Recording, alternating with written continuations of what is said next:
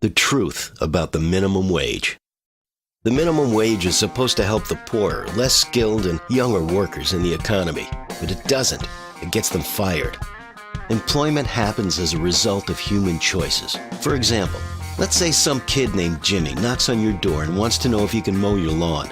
If your lawn really needs to be mowed, you might choose to employ him for $10. If he charges $20, we might still not complain.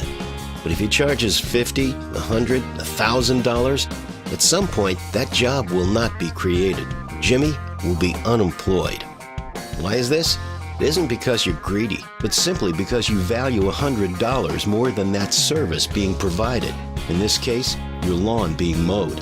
An employer has to believe that the value created by an employee is greater than his cost. And that is why minimum wage laws cause unemployment. It is impossible to sustain employing anyone doing work which is valued less than their wage.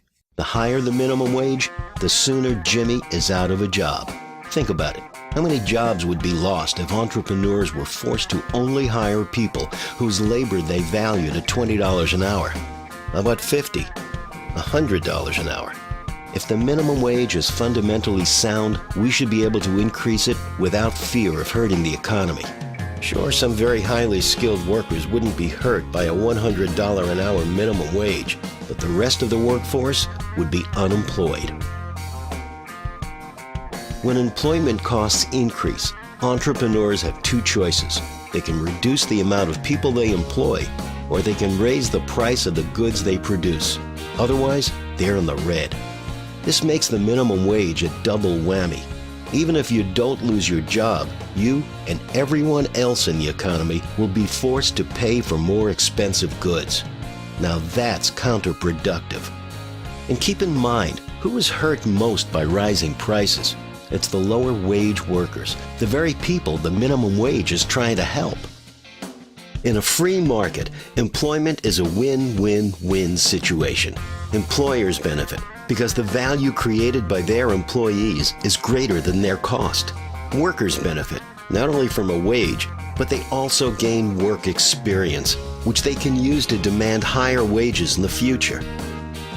And society as a whole benefits from that labor being added to the total pool of economic productivity.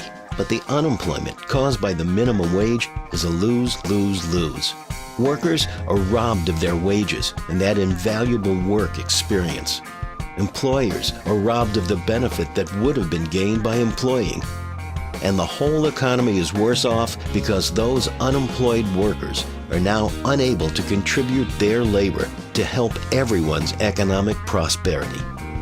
To learn more about sound economics, visit fee.org.